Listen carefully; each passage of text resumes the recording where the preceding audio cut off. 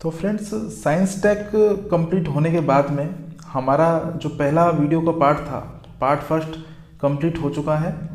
और part second में जैसे कि मैंने आपको बताया था कि अब हम राजस्थान का जो भी परिदृश्य है, पूरा करंट अफेयर है राजस्थान का, उसे करेंगे। तो यहाँ से सेकंड पार्ट आपका शुरू हो रहा है। तो वीडियो को हमने इसी तरह से बनाया है। तो आइए बिना समय गंवाए देखते हैं। तो पहला प्रश्न है हमारा, राज्य में वन्य जीवों से संबंधित अंतर्राष्ट्रीय संगोष्ठी कहाँ आयोजित की जाएगी? तो इसका सही जवाब है जयपुर। मैं आपको जानकारी दे दूं कि ये 15 दिवसीय कार्यक्रम होगा, जहाँ पर पूरे विश्व समुदाय से जो पर्यावरणविद से जुड़े हुए व्यक्ति हैं, 2000 विद्वान लोग, 2000 पर्यावरणविद यहाँ पर इस कार्यक्रम में हिस्सा लेंगे। और प्रदेश को वन्य और वन्यजीव संरक्षण के लिए लगभग, जो भारत सरकार है, राजस्थान के लिए लगभग 1778 करोड़ रुपए जारी किए गए हैं। और वर्तमान में जो हमारे पर्यावरण वन मंत्री हैं वो हैं सुखराम विश्नोई। तो आप इन्हें ध्यान में रखिए। और अगर केंद्रीय मंत्री की बात करूं तो देखिए वो हैं प्रकाश जावड़ेकर। तो इन दोनों को आप ध्यान में रखिए। रीट जैसी परीक्षा हैं उनमें इस तरह की फैक्चुअल नॉलेज बहुत इंपॉर्टेंट होती है, तो इसे आप ध्यान रखिए। ये वन्य जीवों से संबंधित जो अंतर्राष्ट्रीय संगोष्ठी है वो राजस्थान के जयपुर में इस बार आयोजित की गई। चलते हैं आगे।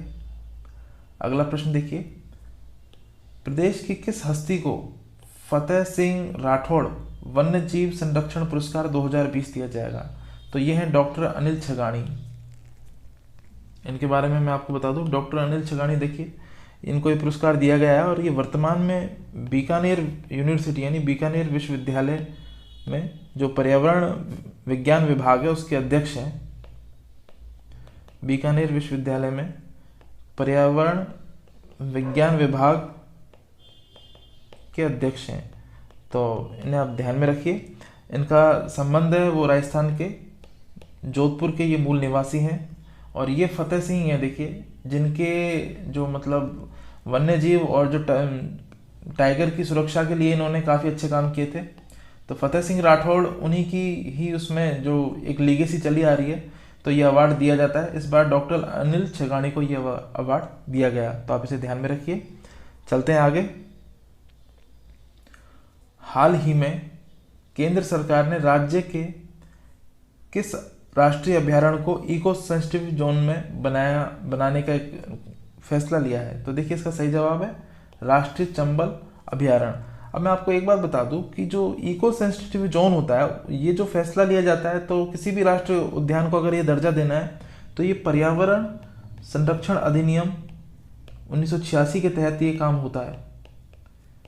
पर्यावरण संरक्षण अधिनियम 1986 के तहत किसी भी अभ्यारण्य को इको सेंसिटिव जोन में तब्दील किया जाता है। तो ये मार्च की ही घटना है जिसमें राष्ट्रीय चंबल अभ्यारण्य को जो इको सेंसिटिव जोन में परिणित किया गया है। तो घड़ियाल भी यहाँ पर पाए जाते हैं, साथ में गंगा की डॉल्फिन भी बहुत प्रमुख मात्रा में पाई जाती हैं। तो चंबल नदी नेशनल ज्योग्राफी चैनल है और डिस्कवरी जैसे चैनल के लिए भी रिसर्च का एक बहुत अच्छा हब बने हुए हैं। तो घड़ियाल की भी 75% आबादी यहाँ पर पाई जाती है देश में। और ये यूपीएससी 2017 में पूछा गया प्रश्न कि देश में सबसे अधिक घड़ियाल किस सेंचुरी में पाए जाते हैं, तो उसमें चंबल ही था उसका सही जवाब। तो आप इसे समझ सकते हैं। तो इको सेंसिटिव जोन घोषित किए जाने के बाद में देखिए होगा क्या कि जो भी औद्योगिक निर्माण है या होटल हैं या फिर मानवीय गतिविधियां हैं, उनको बिल्कुल वर्जित किया जाएगा इको सेंसिटिव जोन होने के बाद में। तो आप इसे ध्यान में रखिए। और चंबल नदी, जैसा कि आप जानते हैं, एमपी से निकलती है और फिर ये कोटा राजस्थान से होती हुई, सवाई माधोपुर बूंदी से होती हुई यमुना में जाके मिलती है यूपी के औरैया में। इटावा जिला है वहाँ पर ये यमुना में जाके मिल जाती है। तो आप इसे ध्यान में रखिए। चंबल नदी के बारे में जो छोटी मोटी जानकारी है उसे। चलते हैं आगे। अंतर्राष्ट्रीय महिला दिवस पर राज्य की किस महिला ने प्रधानमंत्री मोदी का सोशल मीडिया हैंडल किया, तो हमारे राज्य से थी वो मालविका अय्यर थी, क्योंकि एक महिला सशक्तिकरण को की एक मुहिम चली थी, तो उसमें एक हैशटैग अभियान चलाया गया था, शी इंस्पायर मी। तो उस दिन शी इंस्पायर अस, तो उस दिन माननीय मोदी जी प्रधानमंत्री ने उन्होंने 7 महिलाओं को अपना जो ट्विटर है और सोशल मीडिया उसको हैंडल करने की जिम्मेदारी सौंपी थी। तो हमारे राजस्थान से यही थी और ये बीकानेर से संबंधित रखती हैं।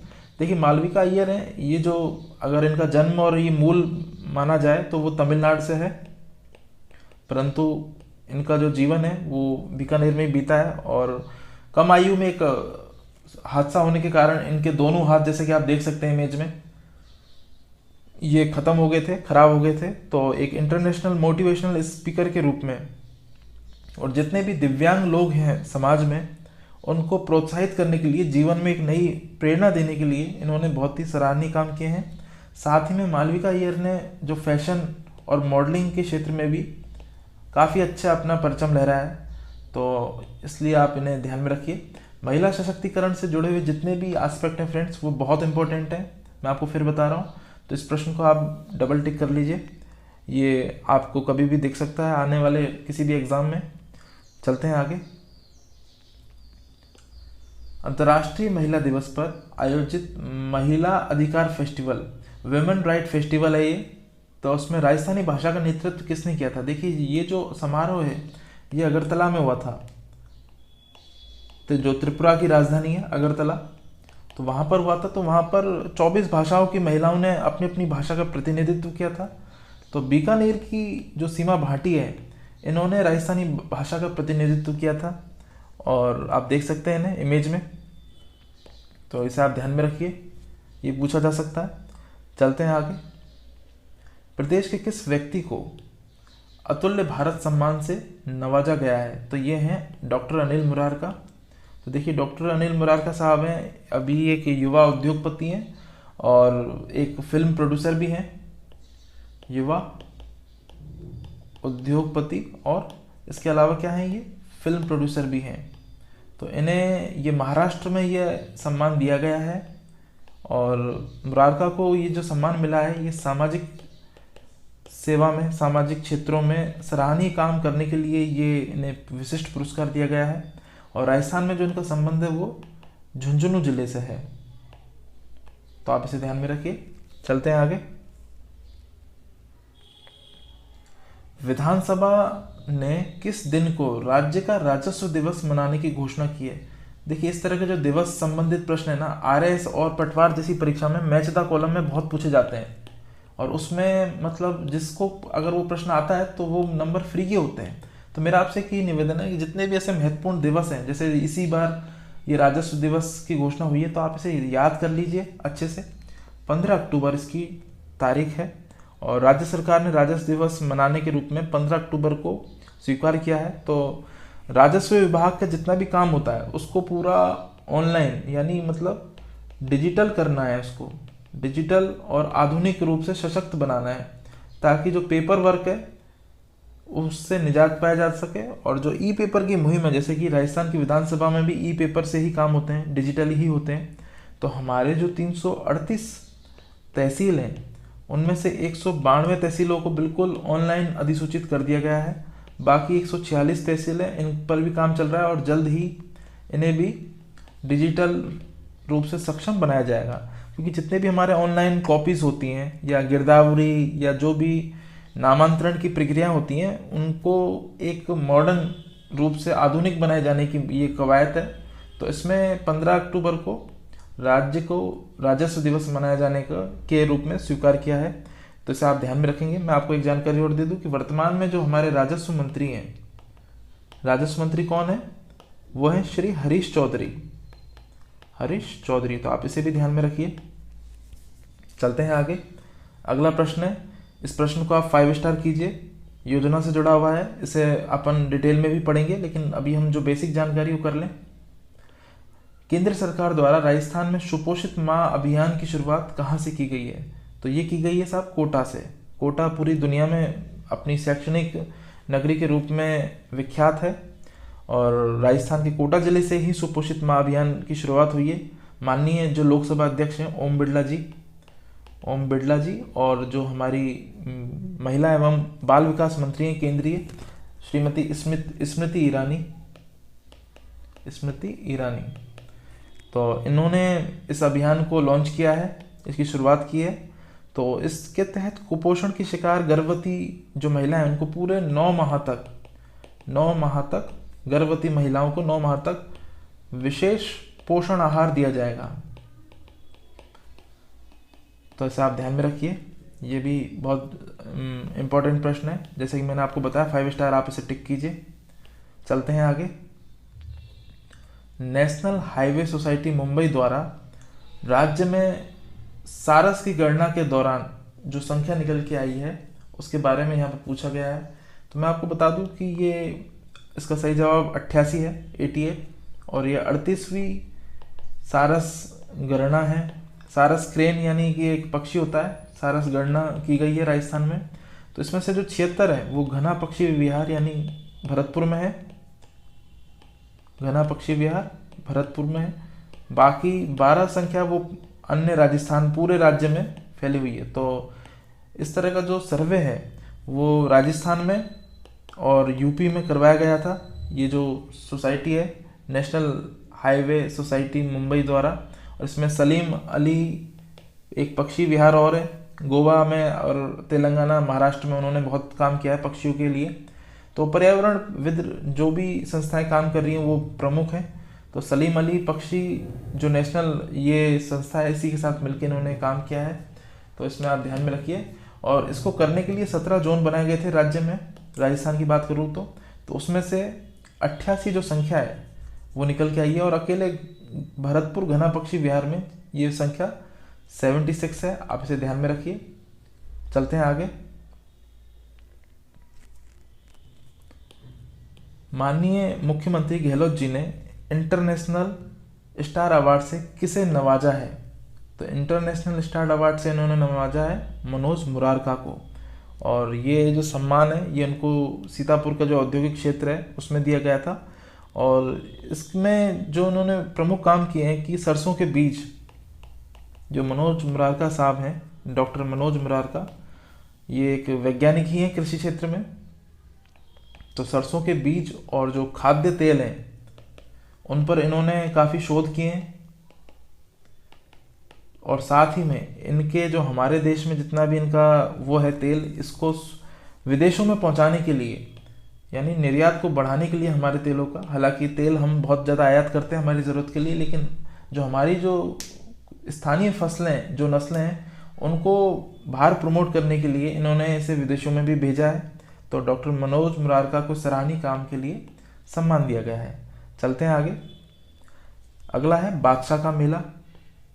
बादशाह का मेला, देखिए ये एक ट्रेडिशनल क्वेश्चन है लेकिन करंट में इसलिए आ गया क्योंकि अभी जो कोरोना वायरस ने बहुत ज़्यादा तांडव मचा के रखा हुआ है तो उसके कारण इस मेले को रद्द कर दिया गया है। तो ये मेला है, ये सन 1851 से लगातार ब्यावर अजमेर में आयोजित किया जाता है। तो इसके बारे में जो प्रमुख जानकारी है वो ये है कि होली के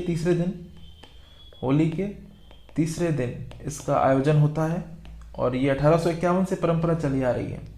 अग्रवाल समाज और जो स्थानीय प्रशासन है वो मिलकर के इसका आयोजन करते हैं इस मेले का। और इसमें जो एक सांप्रदायिक सौहार्द का बहुत बड़ा इसे प्रतीक माना जाता है क्योंकि सभी धर्म और जाति के लोग यहाँ पर एकत्रित होते हैं और उन्हें शरबत और इस तरह का प्रसाद है वो दिया जाता है। तो पर्यटन के लिए भी ये बहुत इम्पोर्टेंट है। विदेशी पर्यटन यहाँ पर आते हैं और ये एक तरह से व्यवसाय और आमदनी का भी एक बहुत बड़ा स्रोत है स्थानीय लोगों के लिए। ब्यावर का मेला ध्यान में रखिए, अजमेर में लगता है, बादशाह का मेला है, इसका नाम है बादशाह का मेला जो ब्यावर अजमेर में लगता है। तो आप ये बा और बा से ब्यावर, बा से बादशाह से याद रख सकते हैं। चलते हैं आगे। अगला प्रश्न है अंतर्राष्ट्रीय ऑनरी स्काउट तैराकी अवार्ड देश की किस पहली तैराक को मिला है? तो देखिए गौरवी सिंघवी में आपको जनवरी में भी मैंने आपको करंट अफेयर पढ़ाया था, फरवरी में भी कराया था और मार्च के अंक में भी ये बहुत ज़्यादा चर्चा में रही हैं गौरवी सिंघवी। फ्रेंड्स ऐसे जो वो हैं जितनी भी ऐसे चेहरे हैं उन्हें आप याद रखिए, रूमा देवी हैं, गौरवी सिंघवी हैं, तो ये बहुत ज़्यादा इंपॉर्टेंट है, तो आप इसे 5 स्टार ही लगा के चलिए। और सबसे कम उम्र में 16 साल और 5 माह लगभग इतनी सी उम्र में इन्होंने जो चैनल है इंग्लिश चैनल उसको पार किया है, और ये 13 घंटे और 20 मिनट में इन्होंने ये जो कीर्तिमान है इसको रचा है। तो ये ऐसा करने वाली मतलब हमारे देश से एक प्रथम वो बन चुकी हैं युवती खिलाड़ी, तैराक खिलाड़ी। और इन्होंने और भी काफ़ी सारे जो मेडल हैं, अंटार्कटिक सागर में भी इन्होंने अपना रिकॉर्ड बनाया है, तो इसे आप ध्यान में रखिए। महाराणा मेवाड़ फाउंडेशन का जो अरावली अलंकरण पुरस्कार है, अरावली अलंकरण पुरस्कार, वो भी इन्हीं को ही मिला है, तो ये आपको ध्यान में रखना है। और इंग्लिश चैनल जो इन्होंने पार किया है, मैं आपको इसकी जो भौगोलिक स्थिति है बता देता हूँ। ये इंग्लैंड और फ्रांस के बीच में है, इंग्लैंड और फ्रांस के बीच में है, तो आप इसे ध्यान में रखिए। और गौरवी सिंह भी जो स्विमिंग के क्षेत्र में यानी तैराक के क्षेत्र में इन्हें जो भी सम्मान मिले हैं वो सभी बहुत इंपॉर्टेंट है फ्रेंड्स। चलते हैं आगे। ये प्रश्न रिपीट ही हुआ है, आप इसे मान लीजिए, क्योंकि अभी पहले भी मैंने अभी आपको इसके बारे में बताया था और आगे भी इससे जुड़ी काफ़ी तथ्य आएंगे। तो राजस्थान में मछली पुरस्कार है वो किस उपलक्ष्य में दिया जाता है? वो दिया जाता है वन्य जीव संरक्षण को लेकर के, और इसका जो आयोजन होता है वो WWF इंडिया और साथ ही में जो प्रभा खेतान फाउंडेशन है, प्रभा खेतान फाउंडेशन, ये मिलकर के इसका आयोजन करते हैं, तो आप इसे ध्यान में रखिए, प्रभा खेतान फाउंडेशन।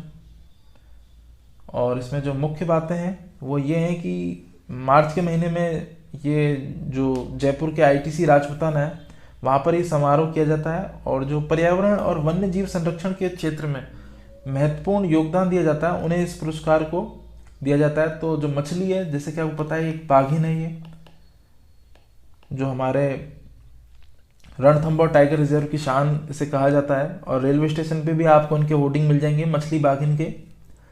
तो उनके आवास और संरक्षण के लिए जो भी स्टाफ में या कोई भी सामान्य व्यक्ति अपना योगदान देता है तो उसको ये जो पुरस्कार है वो दिया जाएगा। और पुरस्कार में हुआ क्या, 1 लाख रुपए की नगद राशि और एक प्रशस्ति पत्र। तो ये जो मछली पुरस्कार है ये वन्यजीव संरक्षण को लेकर के है, तो इसे आप ध्यान में रखिए। चलते हैं आगे। ऑडिट सर्वे में कितने राशन कार्ड राज्य में फर्जी पहचाने गए हैं? तो ये 47% है। राजस्थान में जो कैग ने अभी ऑडिटिंग की थी, कैग आपको पता होना चाहिए, control and auditor general of India, तो इन्होंने 47% जो वो है हमारे राशन कार्ड उन्हें फर्जी पाया है। तो 2018 की जो जनसंख्या है अगर उसका मैं आपको अनुमान दूं तो लगभग इतने 1,38,00,000 यानी 1.38 करोड़ जो राशन कार्ड हैं उन वो संख्या बताई गई है 2018 में राज्य में। क्योंकि ये राशन कार्ड प्रत्येक नागरिक को नहीं दिया जाता, एक परिवार को दिया जाता है। तो आप मान के चलिए इससे कम से कम 6-7 करोड़ लोग हैं जो हमारे राज्य की जनसंख्या अभी वो इसमें कवर होते हैं। तो 40% ये जाली पाए गए हैं, क्योंकि लोग प्रक्रिया से बचने के लिए पैसे वैसे देके कामों को करवाते हैं। तो देखिए ये गलत है। चलते हैं आगे। राजस्थान से राज्यसभा सदस्य हेतु कितनी महिलाओं को अब तक सदस्यता दी है? तो इसका सही जवाब है 8 महिलाओं को अभी तक जो राज्यसभा है वहां पर सदस्यता मिली है। और राज्यसभा जैसे कि वरिष्ठ लोगों का सदन बताया जाता है, मैं आपको बता दूं, तो हमारे राजस्थान से 139 यानी 139 लोग अभी तक राज्यसभा में गए हैं राजस्थान से चुन करके, जिनमें से केवल 8 महिलाओं को ही 11 बार राज्यसभा सांसद बनाया गया है। तो इसमें जो सबसे प्रमुख महिला हैं वो शारदा भार्गव हैं, जो लगभग 3 बार राज्यसभा में गई हैं। और सबसे अंतिम बार जो राज्यसभा में गई थी 2008 में प्रभा ठाकुर राज्यसभा सांसद बनी थी। तो आपको ये छोटी छोटी फैक्ट हैं याद होने चाहिए, क्योंकि इस तरह के क्वेश्चन हैं जो राजस्थान की पॉलिटी से वो हमेशा पूछता है। RS की परीक्षा में 2 प्रश्न हमेशा होते हैं इसे। और आपको पता होना चाहिए जो रामनिवास मिर्धा हैं पूर्वी केंद्रीय मंत्री, और जसवंत सिंह थे जो विदेश मंत्री भी रहे थे, वो 4 बार गए थे। जसवंत सिंह ये विदेश मंत्री रहे थे बीजेपी से माननीय अटल बिहारी जी के समय। तो ये 4 बार राज्यसभा में उम्मीदवार बनकर पहुंचने में सफल रहे थे। तो आप इन फैक्ट को ध्यान में रखिए और प्रश्न को आप लिख लीजिए, मेरा तो आपसे यही निवेदन है। चलते हैं आगे। प्रदेश में ग्रीन हाईवे प्रोजेक्ट यानी हरित राजमार्ग परियोजनाएं, तो उसको कौन सी संस्था वित्त मदद प्रदान करेगी? तो यह है विश्व बैंक। और लगभग 800 किलोमीटर की सड़क हमारे यहाँ पे बनेंगी इस परियोजना के तहत, जो है हरित राजमार्ग परियोजना यानी ग्रीन हाईवे प्रोजेक्ट। तो आप इसे ध्यान में रखिए। 800 किलोमीटर की सड़कें बनेंगी जिसमें लगभग 7800 करोड़ रुपए का जो खर्चा है वो आएगा। तो ये परियोजना एक नए मापदंडों को स्थापित करेगी और सड़कों के आसपास पेड़ पौधे लगाए जाएंगे, जो हरित राजमार्ग होते हैं पेड़ पौधे लगाए जाएंगे। और सड़क को बनाने में जो रिसाइकलिंग यानी इस तरह की चीज़ें होती हैं कि उन्हें फिर से यूज़ किया जा सके, तो उन्हें ही इसमें उपयोग किया जाएगा। और विश्व बैंक की तरफ से जो परियोजना है पूरी, उसमें 3500 करोड़ रुपए का ग्रांट दिया जाएगा, मदद की जाएगी। तो ना केवल प्रदूषण में कमी होगी बल्कि जो सड़कों की जो संधारिता है, जो ड्यूरेबिलिटी है, ड्यूरेबिलिटी यानी उनका टिकाऊपन है, उसमें भी बढ़ोतरी होगी। चलते हैं आगे। अगला, राष्ट्रीय युवा पुरस्कार प्रदेश के किस व्यक्ति को दिया गया है? इस प्रश्न को भी आप स्टार लगा लीजिए क्योंकि ये इंपॉर्टेंट है। तो ये है मनु कंबोज, जो जयपुर से संबंधित हैं। और मनु कंबोज को ये जो पुरस्कार है ये मनु कंबोज को दिया है ministry of sports and youth affair, खेल व युवा मामलों के मंत्रालय। फ्रेंड्स, मैं आपको एक बात और बता दूं, मैं आपको जो इतनी सारी डिटेल देता हूं, इस डिटेल का क्वेश्चन से लेना देना कम होता है क्योंकि ये चीज़ें ये आपके फाउंडेशन को स्ट्रॉन्ग करती हैं। क्योंकि नॉलेज होना और कोई चीज़ रटी हुई होना, उसमें बहुत अंतर होता है। तो एग्ज़ाम चाहे आरएस हो या रीट हो या पटवार हो, तो इस तरह की कोई भी एग्ज़ाम हो, कांस्टेबल हो या ग्रुप डी हो, हाई कोर्ट हो, लाइब्रेरियन की अब जैसे अभी होगी कुछ ही दिनों में, और JEN की वैकेंसी अभी निकली हुई हैं, सिविल इंजीनियरिंग और मैकेनिकल इंजीनियरिंग, पॉलिटेक्निक वाले बच्चे। तो इस तरह की जो चीज़ें जैसे कि मैं बता रहा हूँ आपको, ये सब आपके जो बेस है उसको स्ट्रॉन्ग करेंगे। तो ये सामाजिक कार्यकर्ता हैं और पिछले 7 वर्षों से काफ़ी NGO के साथ में जुड़ करके इन्होंने जो जन कल्याण की योजना है और जागरूकता अभियान है उनमें अपनी विशेष भूमिका निभाई है। तो पूरे देश से ऐसे 25 युवाओं को चुना गया है। तो हमारे राजस्थान से मनु कंबोज भाई हैं, इनको ये सम्मान दिया गया है, बिल्कुल युवा हैं। चलते हैं आगे। अगला प्रश्न है, राजस्थान के वीर योद्धा किताब किसने लिखी है? तो ये डॉक्टर PM सिंह देव ने लिखी है। इस क्वेश्चन को आप 5 स्टार लगा लीजिए फ्रेंड्स। इसका विमोचन भी माननीय मुख्यमंत्री अशोक गहलोत जी ने किया है। और इस किताब में जैसे कि इसका नाम से ही होता है राजस्थान के वीर योद्धा, तो पहले आप इसे देख लीजिए। विमोचन है वो CM गहलोत जी ने किया है। और राजपूत शासक हैं, उनकी जो वीर गाथाएं, जिस तरह से उन्होंने जितने भी मुगल और विदेशी आक्रांताओं से लगभग 500 वर्षों तक संघर्ष किया है, तो वही गाथा इसमें लिखी गई है। तो ये जितने भी लोग आए थे, मुगल बादशाह खिलजी से लेकर के जहांगीर, शाहजहां, औरंगजेब, इनका प्रतिरोध किया था। और जो आदिवासी मीणा जाति के जो कृषक थे, आदिवासी मीणा कृषक, इन्होंने भी उसमें अपना बिल्कुल तन मन और धन को समर्पित किया था। तो ये सब की जो एक गाथा है, एक कहानी है के रूप में इस किताब में उसे लिखा गया है डॉक्टर PM सिंह देव ने। तो राजपूत राजाएं, जो राजपूत राजा थे और जितने भी हमारी वीरांगनाओं ने, लल्लाओं ने राज्य की जो जौहर किया है, वो सबसे ज़्यादा प्रमुख रूप से इस किताब में बताया गया है। तो इसे आप ध्यान में रखिए। अगला प्रश्न है हमारा DMIC। देखिए DMIC आपको एग्जाम में भी ऐसे ही दिख सकता है, इसलिए मैंने यहाँ पे इसे ऐसे ही लिया है।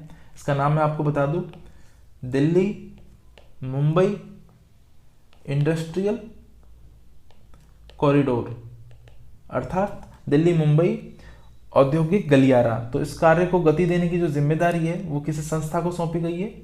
रीको को सौंपी गई है। रीको को आपको पता होना चाहिए पूरा नाम, राजस्थान राज्य औद्योगिक विकास एवं विनियोजन निगम, विनियोजन निगम। तो ये है, इसकी स्थापना 1969 में हुई थी और जो मुख्यालय है वो जयपुर में ही है, तो इसे आप ध्यान में रखिए। और रिको के माध्यम से जो भूमि अधिग्रहण के जितने भी काम हैं उनको करा जा चुका है पिछले 1 साल में ही। तो रिको की विशेषता यह है कि अभी ये जो प्रोजेक्ट है डीएमआईसी का, इसको रिको ही करेगी पूरा। और राजस्थान में अभी जो 2 औद्योगिक क्षेत्र हैं उनका विकास किया जा चुका है, तो इसे आप ध्यान में रखिए। लगभग 4953 किलोमीटर की लाइन है, देखो ये 3953। इस लाइन को जो रोड सड़क बनेगी उसको यहाँ पर 5 औद्योगिक क्षेत्र के रूप में विकसित किया जाएगा। और जो भिवाड़ी निमराना जो हमारे प्रमुख औद्योगिक क्षेत्र हैं, और उसके साथ में ही जोधपुर, पाली, मारवाड़, ये 2 प्रमुख औद्योगिक क्षेत्र हैं। इनमें जो औद्योगिक उनका विकास किया जाएगा और प्रदेश की जो आर्थिक व्यवस्था है उसको सुदृढ़ किया जाएगा। इस तरह की ये मुहिम है। चलते हैं अगले प्रश्न की तरफ। इस प्रश्न को भी आप स्टार मान के चलिए, मैं आपको इसमें बहुत अच्छे अच्छे फैक्ट बताऊंगा। राज्य में वर्ष 2020 के सर्वश्रेष्ठ विधायक को चुना गया है, तो ये है संयम लोढ़ा, जो सिरोही से कांग्रेस के एमएलए हैं। अब 2019 के थे, उनकी घोषणा भी की गई है। वो कौन है? वो है साहब ज्ञानचंद पारख। तो ये पाली से हैं और पाली के बीजेपी के एमएलए हैं, तो इन्हें आप ध्यान में रखिए। मैंने आपको पिछले फरवरी के अंक में जो एमएलए, जो एमपी हैं, सांसद हैं, उनके भी सर्वश्रेष्ठ सांसदों को पूरा आपको लेखा जोखा बताया है। तो 2019 और 2020 ये दोनों ही बहुत इंपॉर्टेंट हैं, तो इन्हें आप कर लेना अच्छे से तैयार, और इनको लिखते चलिए और याद करते हुए चलिए, क्योंकि नॉर्मली क्या है कि इस तरह की जो जानकारियाँ हैं वो एक जगह नहीं मिलती।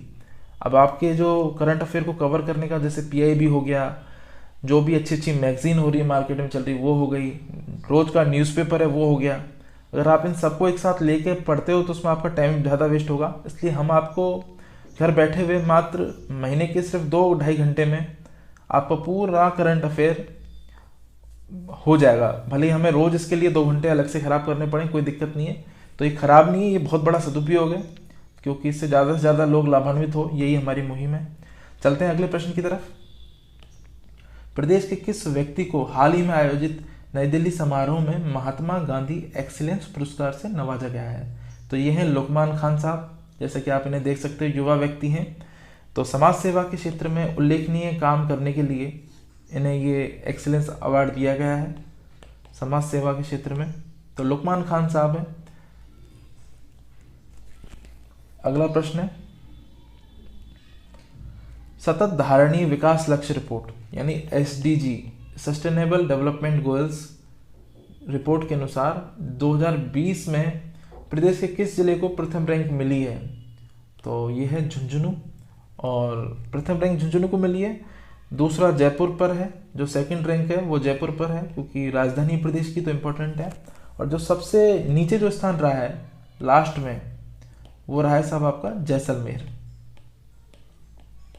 तो इसे आप ध्यान में रखिए।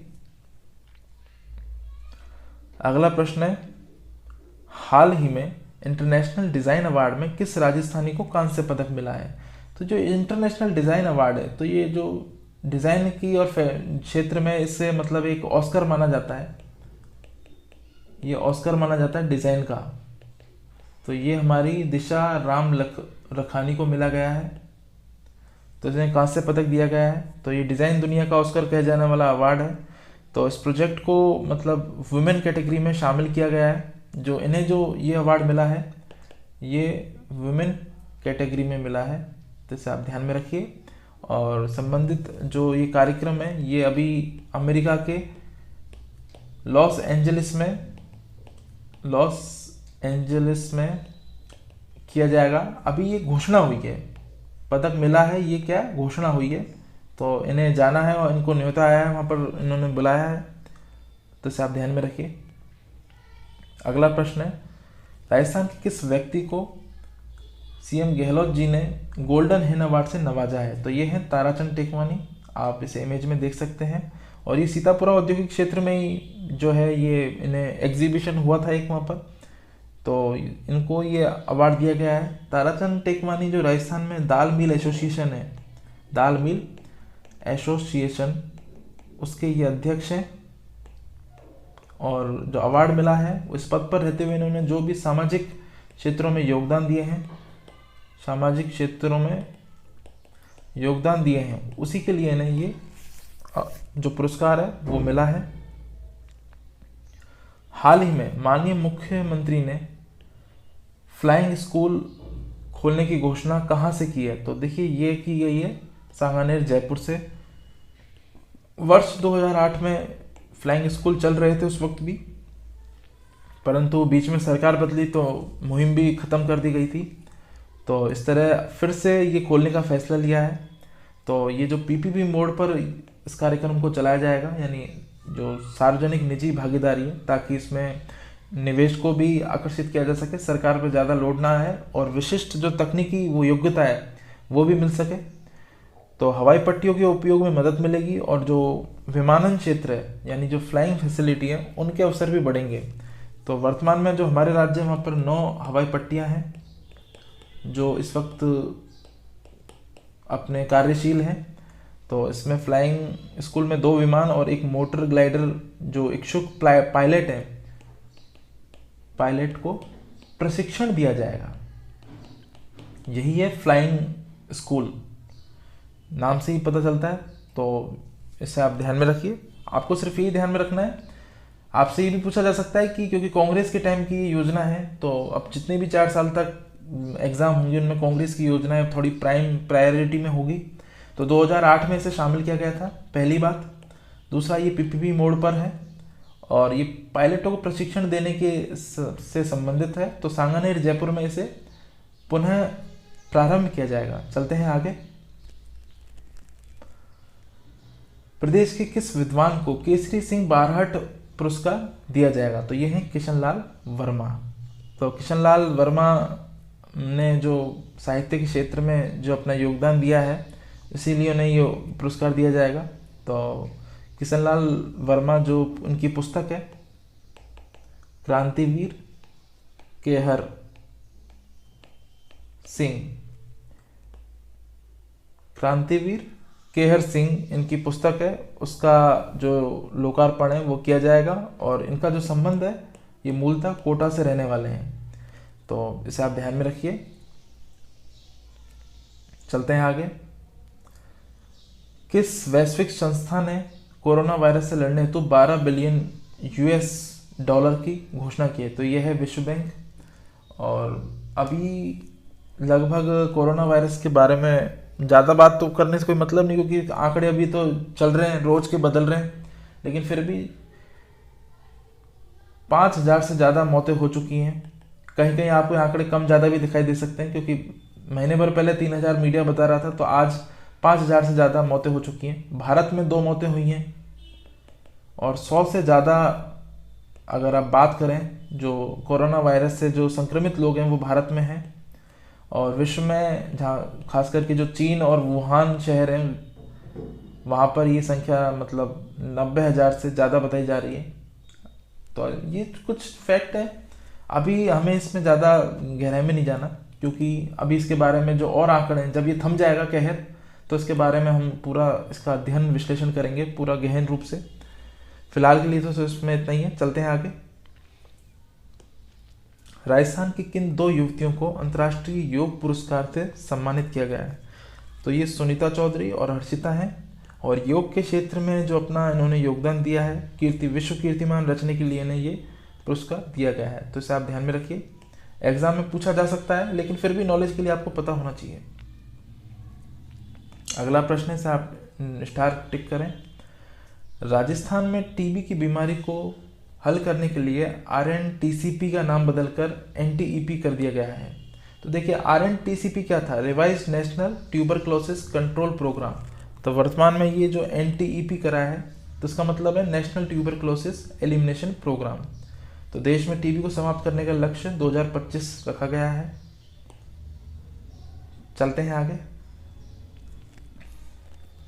प्रदेश में महात्मा गांधी नरेगा के तहत जनजातियों को कितने अतिरिक्त दिन का रोजगार दिया जाएगा? तो ये 100 दिन का अतिरिक्त रोजगार इन्हें दिया जाएगा। और जो जनजातीय शब्द आया, देखिए इसमें कौन कौन सी जनजातियाँ शामिल होंगी।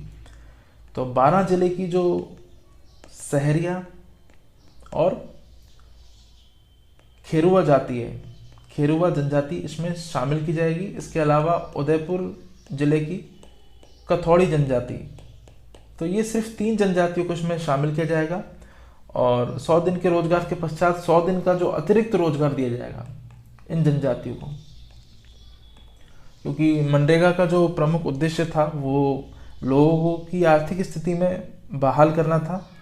तो 2 अक्टूबर जो गांधी जयंती होती है, 2 अक्टूबर 2005 को ये शुरू की गई थी योजना नरेगा के रूप में। बाद में इसे 2009 में महात्मा गांधी यानी मनरेगा के साथ जोड़ दिया गया। तो ये इसका जो प्रमुख उद्देश्य है वो ये है कि ग्रामीण क्षेत्रों के लोगों को रोजगार प्रदान करना है। चलते हैं आगे। राज्य सरकार ने उद्योग, विज्ञान, पत्रकारिता में नवाचार को प्रोत्साहन देने हेतु किस पुरस्कार की घोषणा की है? तो ये बी डी कल्ला साहब हैं, ऊर्जा मंत्री, वर्तमान में राजस्थान के बीकानेर विधानसभा क्षेत्र से चुन के आते हैं। तो इन्होंने स्ट्राइड पुरस्कार की घोषणा की है। तो एग्जाम में आपसे कैसे भी घुमा के पूछा जा सकता है कि स्ट्राइड पुरस्कार की घोषणा किसने की है, या स्ट्राइड जो पुरस्कार है ये किससे संबंधित है? तो ये वैज्ञानिक और पत्रकारिता में नवाचारों से संबंधित है। तो जो हमारे ऊर्जा मंत्री, जलदाय एवं ऊर्जा मंत्री डॉक्टर बी डी कल्ला बीकानेर कॉन्स्टिट्यूंसी से चुन के आते हैं। तो वहीं इन्होंने इसकी घोषणा की है। तो बीकानेर और अजमेर में विज्ञान पार्क को भी बनाया जाएगा और साथ में भरतपुर संभाग में विज्ञान और प्रौद्योगिकी विभाग का एक क्षेत्रीय कार्यालय बनाया जाएगा, जिसका मैंने आपको बजट में भी बताया था। तो इसे आप ध्यान में रखिए। तो ये कुछ प्रमुख बातें हैं। चलते हैं आगे। अगला प्रश्न है, साहित्य के क्षेत्र में भोपाल अकादमी ने किस राजस्थानी को नवाजा है? देखिए इस प्रश्न को भी आप टिक लगाइए, क्योंकि हमारे प्रदेश के व्यक्ति को यदि दूसरे राज्य विशेष का जो पुरस्कार मिलता है तो वो इम्पोर्टेंट है। इंदु शेखर तत्पुरुष और अखिल भारतीय भवानी प्रसाद मिश्र कविता जो पुरस्कार है 2017 का, वो इन्हें दिया गया है। वो ज़्यादा इंपॉर्टेंट नहीं है, लेकिन भोपाल अकादमी ने इन्हें सम्मानित किया गया है। तो इनकी जो कविता है पीठ पर आँख काव्य संग्रह, उसी के लिए इन्हें ये सम्मान दिया गया है। 1 लाख रुपए कैश का इन्हें चेक जो मध्य प्रदेश साहित्य अकादमी है उन्होंने इन्हें प्रदान किया है। तो आप इन्हें ध्यान में रखिए। इंदु शेखर तत्पुरुष, इमेज भी मैंने लगाई है आपके लिए। अगला प्रश्न फिर से देखो आपके सामने इस तरह से है, वर्तमान में राजस्थान का राज्य स्तरीय महिला शक्ति पुरस्कार किसे दिया गया है? तो ये है रूमा देवी। रूमा देवी मतलब इतनी ज़्यादा, अगर मतलब पूरे देश के अगर मैं नारी सशक्तिकरण की बात करूं तो रूमा देवी इतना चर्चित चेहरा है कि अन्य राज्यों की करंट अफेयर में भी इसे बहुत ज़्यादा पढ़ा जा रहा है। क्योंकि राष्ट्रीय महिला शक्ति पुरस्कार राष्ट्रीय स्तर का जो पुरस्कार है, जो माननीय रामनाथ कोविंद जी जो हमारे राष्ट्रपति हैं, वो भी इन्हीं को मिला है। राष्ट्रीय महिला सशक्ति पुरस्कार भी इन्हें मिला है। तो और भी अन्य जो कीर्तिमान इन्होंने अपने नाम किए हैं। केबीसी में भी एक बार ये गई थी, हॉट सीट पर बैठी थी, तो इन्होंने वहाँ पर भी अपनी सूझबूझ का परिचय दिया। तो आप इसे ध्यान में रखिए। इनका जो संबंध है वो बाड़मेर जिले से है, राजस्थान के। और बालिका शिक्षा और जो भ्रूण हत्या होती है उसके बारे में जागरूकता फैलाना, बच्चियों के सशक्तिकरण के लिए इन्होंने ऐसी संस्थाओं को योगदान दिया है, उनको उनसे जुड़ी और कई लोगों को उम्मीद की राह दिखाई। तो ये बहुत ज़्यादा अभी इनके जो काम है वो उल्लेखनीय है। साथ ही में मैं आपको बता दूं कि इनके अलावा टोंक जिले की एक हनोत पंचायत है, हनोतिया पंचायत, तो उसमें जो साथिन पुरस्कार दिया गया है मनोज कंवर को। और इसके अलावा यशोदा पुरस्कार भी आंगनबाड़ी कार्यकर्ता उन्हें दिया जाता है। तो आप इन्हें ध्यान में रखिए। चलते हैं आगे। प्रदेश के किस मूर्ति शिल्पकार को राष्ट्रपति द्वारा पुरस्कृत किया जाएगा? तो ये है हरिराम कुंभावत।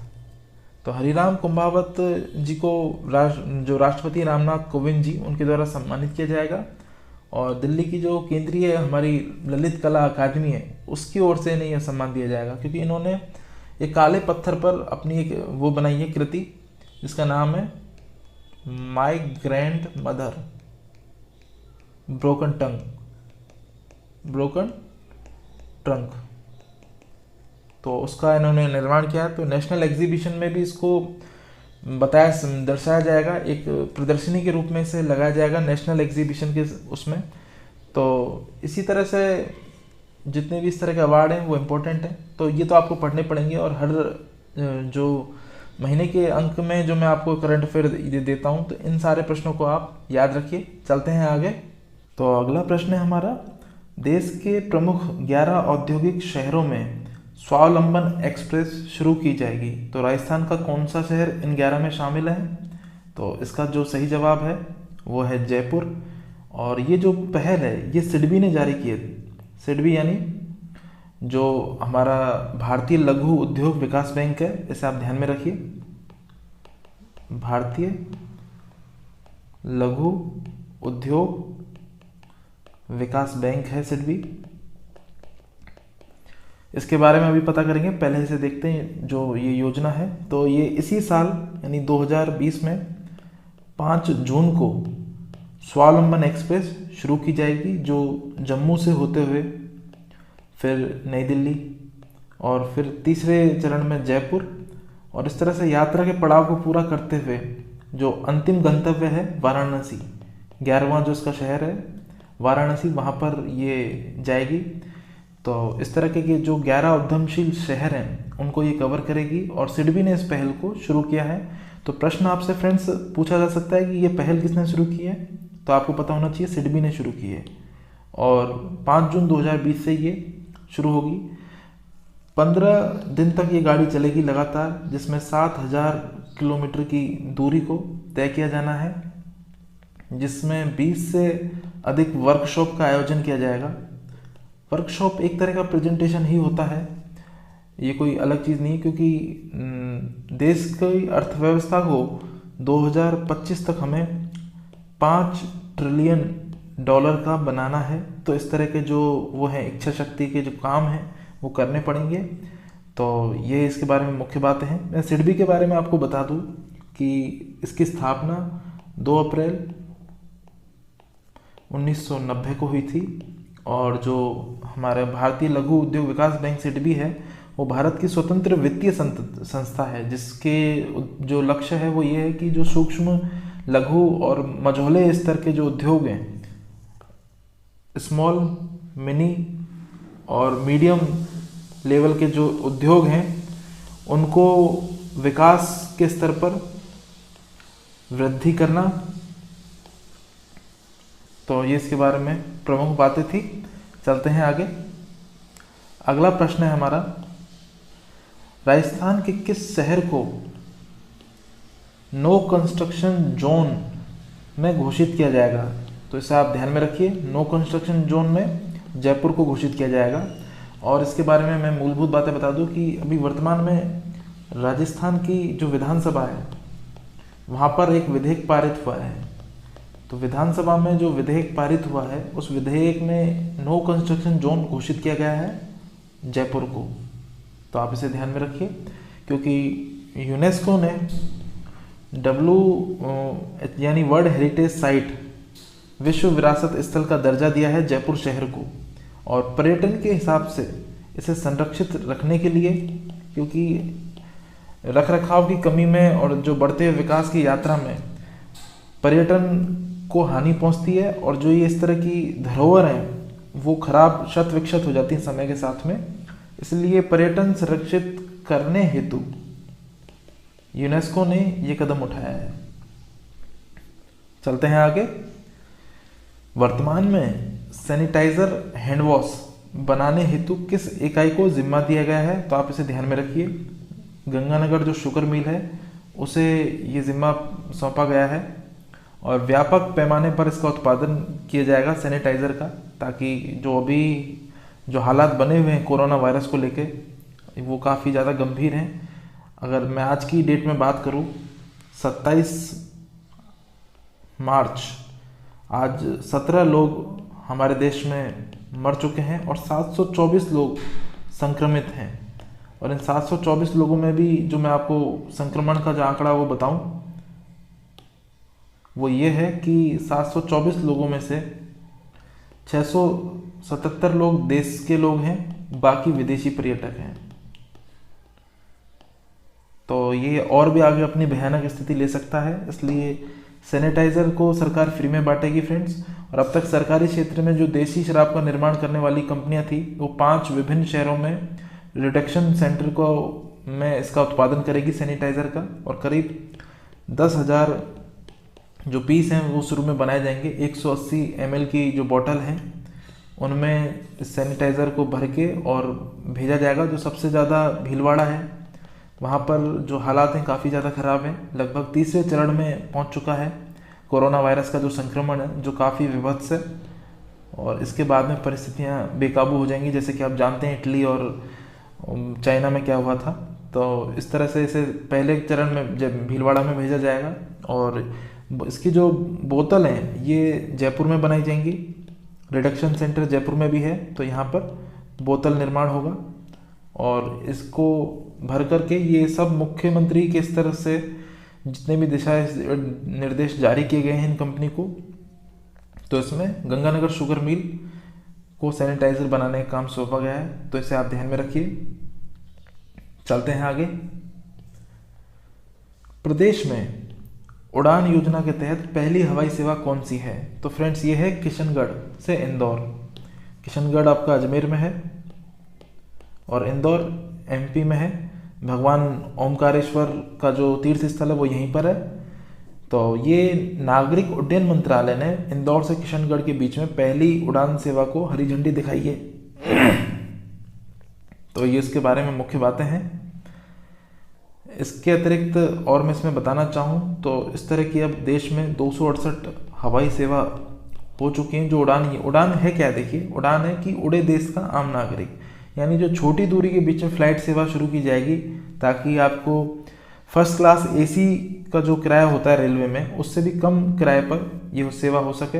वर्तमान में ये जो दूरी है अजमेर और किशनगढ़ के बीच में दूरी है वो 550 किलोमीटर है, जो सड़क से जाने में आपको लगता है लगभग 12 घंटे लग जाते हैं। अब वर्तमान में इसे 1 घंटे से भी कम समय में लगभग 1 घंटे में तय किया जाएगा। तो ये एक बहुत बड़ी बात है, क्योंकि काफ़ी लोग हैं जो अगर AC कोच में भी अगर आप जाते हैं तो उसका किराया बहुत ज़्यादा है। 2,000 रुपये अगर आप फर्स्ट क्लास AC करवाते हो तो वो 2,000 से भी ज़्यादा है। तो इस योजना को बहुत सस्ते में, इससे भी कम कीमत पर करवाने में एक बहुत बड़ी मुहिम है, बहुत बड़ी सफलता है, ताकि आम आदमी भी, उड़े देश का आम नागरिक, उस योजना को क्रियान्वित किया जा सके अच्छे से। चलते हैं आगे। हाल ही में कोटा के कलेक्टर ने कोरोना वायरस से लड़ने हेतु कौन सा ऐप बनाया है? तो ये आयु ऐप बनाया है और कलेक्टर साहब का नाम है ओम कसेरा। तो ये कोटा के वर्तमान में नियुक्त जिला कलेक्टर हैं। तो घर बैठे नागरिकों को निःशुल्क परामर्श दिया जाएगा और ये राजस्थान तथा पूरे देश में लागू होगा, पर निःशुल्क डॉक्टरों से सलाह ली जा सकेगी। वर्तमान में इसे एक तरह से कोटा में इसकी शुरुआत की गई है, तो काफ़ी सफल है। अब तक इसकी जो रेटिंग है बहुत अच्छी मिली है। आप गूगल प्ले स्टोर से इसे एंड्रॉयड मोबाइल वाले डाउनलोड कर सकते हैं। चलते हैं आगे। प्रदेश के मुख्यमंत्री ने कोविड-19 राहत हेतु कितने वित्त कोष की घोषणा की है? तो इसमें जो वित्त कोष है वो 2,000 करोड़ है फ्रेंड्स, जैसा कि अभी तक जो आंकड़े आए हैं। इसके अलावा मैं आपको बता दूं लगभग 1,41,00,000 परिवार हैं राजस्थान में, जिनके लिए ये पैकेज लागू किया जाएगा, जिसमें मुख्य लोग वही हैं जो वंचित हैं, जो हाशिए पर रहने वाले लोग हैं, उन्हें ये सुविधा दी जाएगी। और लॉकडाउन के दौरान जो लोग लेबर हैं, मेहनत मजदूरी करने वाले लोग हैं, उनकी रोजी रोटी भी काफ़ी ज़्यादा प्रभावित हुई है, तो उन्हें 1,000 रुपये दिए जाएंगे। इसे आप ध्यान में रखिए। और गहलोत सरकार इसके लिए प्रतिबद्ध है। गरीब तबके की पूरी तरह से सहायता की जाएगी। और जो सामाजिक कल्याण और सामाजिक सुरक्षा और न्याय कल्याण मंत्रालय है, उसके तहत भी जो पेंशन लाभार्थी हैं, पेंशन लाभार्थी उनके लिए 2 माह की पेंशन है वो एक ही बार में एक साथ अकाउंट में देने की उनकी घोषणा कर दी गई है और इस पे काम शुरू हो चुका है। और जितने भी हमारे रैन बसेरे हैं, जैसे मैं बताऊं, दिल्ली में 90 रैन बसेरे थे, लेकिन वर्तमान में समस्या को देखते हुए अभी 950 रैन बसेरे बना दिए गए हैं सरकार द्वारा। और जो हमारी वायुसेना है उसने भी जो कोरोना वायरस से पीड़ित लोग हैं उनको क्वारंटाइन सुविधा उपलब्ध कराने के लिए 2700 बेड का निर्माण करवाया है। और आज ओडिशा में भी ऐसी खबर आई है कि वहाँ पर 1000 बेड वाले एक आपातकालीन अस्पताल की स्थापना कर दी जा चुकी है। तो इन चीज़ों का आप ध्यान में रखिए, जितने भी ये काम हो रहा है तो इसके बारे में आप ध्यान रखिए। चलते हैं आगे। राजस्थान का पहला यानी प्रदेश का पहला जो जैव नीति पर आधारित उत्कृष्टता केंद्र है वो कहाँ बनाया जाएगा, तो ये उदयपुर में बनाया जाएगा। और राजस्थान भारत का पहला राज्य है जिसने केंद्र सरकार द्वारा जो राष्ट्रीय बायोफ्यूल नीति थी 2018 की, उसको क्रियान्वित करने वाला राजस्थान पहला राज्य बना है। आपको मैंने बताया था कि जो रतनजोत और करंज के यहाँ पर करोड़ों की तादाद में जो पौधे लगाए गए हैं, तो उसका जो हमें फीडबैक है बहुत अच्छा मिला है, उसका जो प्रतिफल है बहुत अच्छा मिला है।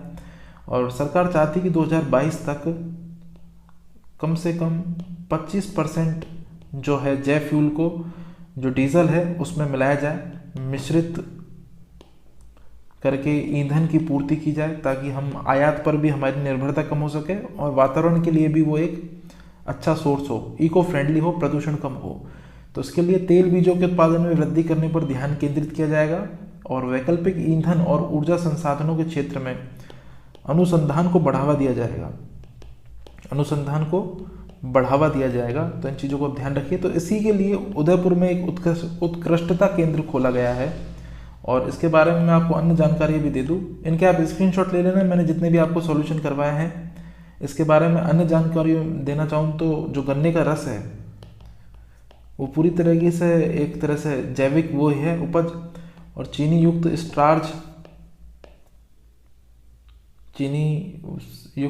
स्टार्च सामग्री, इस तरह की चीज़ें, उनसे एथेनॉल का निर्माण किया जाएगा। और एथेनॉल बायोडीजल में महत्वपूर्ण संगठन के रूप में काम करता है। तो इन चीज़ों का आप ध्यान रखिए। चलते हैं आगे। इसे भी आप डबल टिक लगाएं। यह जो अगला प्रश्न है, प्रदेश में क्लॉथ वेंडिंग मशीन कहाँ स्थापित की जाएगी, तो इसका सही जवाब है जोधपुर। अभी जोधपुर में ही 8 स्थानों पर इस तरह की जो मुहिम है उसको पायलट प्रोजेक्ट के आधार पर लगाया गया है। और इसमें ऐसा होगा कि आपको सिक्का डालते ही 1 रुपया, 2 रुपया, 5 रुपया और 10 रुपया, जिस तरह के आपको साइज़ का बैग चाहिए उस तरह का आप सिक्का डालेंगे तो आपको एक कपड़े का बैग मिल जाएगा मशीन के द्वारा। जैसे कि हम एटीएम से पैसे निकालते हैं उसी तरह से विकल्प के रूप में आपको सिक्का डालना पड़ेगा और फिर कपड़े का बैग मिलेगा। तो ये राजस्थान राज्य प्रदूषण नियंत्रण बोर्ड की ही पहल है, तो इसे आप ध्यान में रखिए। और इसका उद्देश्य यही कि पॉलीथीन के उपयोग को कम से कम करके बंद कर दिया जाए और पर्यावरण के अनुकूल है, जो इको फ्रेंडली है, कपड़े के बैग का उपयोग आम जन को किया जाए। चलते हैं आगे। ये सारे प्रश्न फ्रेंड्स बहुत ही मोस्ट इम्पोर्टेंट प्रश्न हैं। तो ये है कोरोना वायरस के प्रकोप के चलते कहाँ का पशु मेला रद्द किया गया है, तो वो है तिलवाड़ा, श्री मल्लीनाथ पशु मेला। बहुत सारी चीज़ें हैं, बहुत सारे मेले हैं, बहुत सारे त्यौहार हैं जो रद्द कर दिए गए हैं, लेकिन तिलवाड़ा का नाम मैंने इसको स्पेशल क्वेश्चन में इसलिए लिया है क्योंकि ये चैत्र मास में बढ़ता है। जैसे कि आप जानते हैं मास जो मार्च का महीना चल रहा है, और ये 700 सालों से मल्लीनाथ जी के उसमें उत्सव में एक मेला भरता है। तो 700 सालों से ये कभी भी निरस्त नहीं हुआ, अनवरत चल रहा है, लेकिन इस बार पहली बार निरस्त हो रहा है। तो भारत के कई राज्यों से पशुपालक और व्यापारी यहाँ पहुँचते हैं। तो जो एक हमारे लोक देवता हैं मल्लीनाथ जी, उन्हीं की स्मृति में आयोजित किया जाता है। गद्दी पर आसीन यानी उनका जो राज्याभिषेक हुआ था, तो उसी के शुभ अवसर पर ये इस विशाल समारोह किया जाता है। ये आपको पता होना चाहिए। तिलवाड़ा बाड़मेर की पंचपदरा तहसील में है। तो तिलवाड़ा गांव है एक। तो ये बहुत सारी चीज़ें कोरोना वायरस के चलते प्रभावित हुई हैं। आपको मैं एक और बात और बता दूं जो मुझे इस वक्त याद आ रही है। पंचपदरा में जो रिफाइनरी है उसका भी काम हो रहा था, लेकिन उसे भी रोक दिया गया है क्योंकि कोरोना वायरस के प्रकोप के चलते हुए।